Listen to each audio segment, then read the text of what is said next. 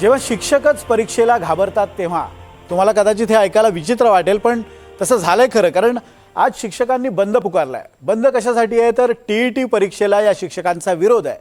Supreme कोर्टानं प्रत्येक शिक्षकाला TET बंधनकारक केलेली आहे आणि पुढच्या 2 वर्षात टीईटी परीक्षा दिली नाही तर तुमची सेवा समाप्त केली जाईल किंवा सक्तीची निवृत्ती दिली जाईल असं सर्वोच्च न्यायालयानं म्हटलंय. केंद्र सरकार आणि राज्य सरकार ही टीईटी पॉलिसी लागू करण्याचा विचारात आहे आणि या सगळ्या पॉलिसीला शिक्षकांचा विरोध आहे.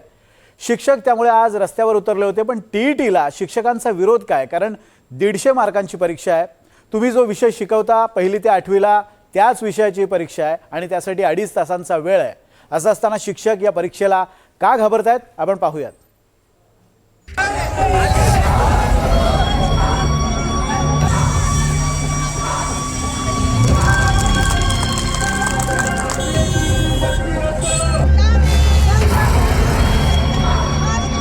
कोल्हापुरात पेटलेलं हे शिक्षकांचं आंदोलन. शिक्षकांनी जिल्हाधिकारी कार्यालयावर मोर्चा काढला. मोर्चेकऱ्यांना जिल्हाधिकारी कार्यालयात घुसायचं होतं, मात्र पोलिसांनी हा मोर्चा जिल्हाधिकारी कार्यालयाच्या गेटवर अडवला. त्यानंतर आंदोलक आणि पोलिसांमध्ये बाचाबाची झाल्यावर काही काळ तणावाचं वातावरण निर्माण झालं होतं. कोल्हापूरप्रमाणेच राज्यभरात शिक्षकांनी घोषणाबाजी करत आंदोलन केलं. पुणे, नाशिक, कोल्हापूरमध्ये मोठ्या प्रमाणात शिक्षक सहभागी झाले. राज्यभरातल्या जवळपास 60,000 शाळा बंद ठेवण्यात आल्या. टीईटी परीक्षेविरोधात संपूर्ण राज्यभर शिक्षक रस्त्यावर उतरले.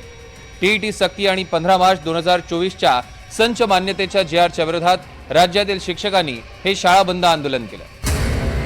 सरसकट सर्व शिक्षकांना टीईटी म्हणजे टीचर एलिजिबिलिटी टेस्ट उत्तीर्ण होणं बंधनकारक करण्यात आलंय. शिक्षकांचा त्याला विरोध आहे. 1 नोव्हेंबर 2005 नंतर नियुक्त सर्व विभागातल्या शिक्षकांना जुनी पेन्शन योजना लागू करावी. शिक्षकांना 10, 20 आणि 30 वर्षांची आश्वासित प्रगती योजना लागू करावी. सुरुवातीपासून शिक्षकांची कायमस्वरूपी नेमणूक करावी अशा शिक्षकांच्या मागण्या. हे सरकार म्हणून समाज कल्याणाचं तत्व जे स्वीकारलेलं असतं त्या अनुषंगाला धरून त्या गोष्टीला धरून पेन्शन असते. पेन्शनचा मुद्दा यांनी बंदच केला आहे. काही कारण नाही आहे पेन्शन. डॉक्टर बाबासाहेब आंबेडकरांनी पेन्शन असावी असं त्या काळात सुद्धा सांगितलं होतं. मग हे सगळं जर तुम्हाला बंदच करायचं असेल, कुठलंच तुम्हाला शासकीय कर्मचाऱ्याची हमी घ्यायची नसेल तर तुमची कामं होणार कशी? सरकारनं विचार केला पाहिजे की या मोर्चा किंवा रस्त्यावर उतरण्याचं शिक्षकांना भाग पाडलंय. तर एकतर 15 मार्च 2024च्या शासन निर्णय त्यांनी जो काढला संच मान्यतेसाठी, तो प्रथमतः त्यांनी तो रद्द करावा. दुसरी अशी मागणी असेल की 20 विद्यार्थी जर असेल तर शासनाने तिथं 20पेक्षा कमी जर असेल तर पटसंख्या त्या ठिकाणी असणारे जे शिक्षक भेटणार आहेत ते रद्द होतील. म्हणजे ज्या छोट्या छोट्या शाळा असतील आज त्या बंद पडण्याच्या मार्गावर आहे, याचा पण शासनाने विचार केला पाहिजे. 15 विद्यार्थी एका वर्गात असतात आणि अशा ठिकाणी जर शिक्षक 0 दिले तर तिथं 0 शिक्षक शिपाई देतात आणि क्लर्क देतात. मग शिकवायचं कुणी हा नेमका प्रश्न आहे या ठिकाणी. अशा प्रश्न जर मावळ तालुक्यामधून आलं, असे जर प्रश्न निर्माण होत असतील तर सरकारचं नेमकं धोरण काय? अरे शिपायांनी शिकवायची का शाळा, का क्लर्कनी शिकवायची शाळा? तिथं तुम्ही शिक्षकाचं पद 0 देता, शिक्षकेतर देता, क्लर्क देता आणि काय देत नाही, शिक्षक देत नाही. म्हणजे नेमके धोरणं काय आहेत, कुठला विचार आहे, हे कुठलं शैक्षणिक धोरण आहे, ह्याचा विचार खऱ्या अर्थानं केला गेला पाहिजे. शिक्षकांचा सर्वाधिक विरोध टीईटी परीक्षेला आहे. 53 पेक्षा कमी वय असणाऱ्या सर्व शिक्षकांना टीईटी परीक्षा देण्याबाबत सर्वोच्च न्यायालयानं सक्ती केली. 1ली ते 5वी आणि 6वी ते 8वी इयत्तांना शिकवण्यासाठी 2 वेगळ्या टीईटी परीक्षा असतात.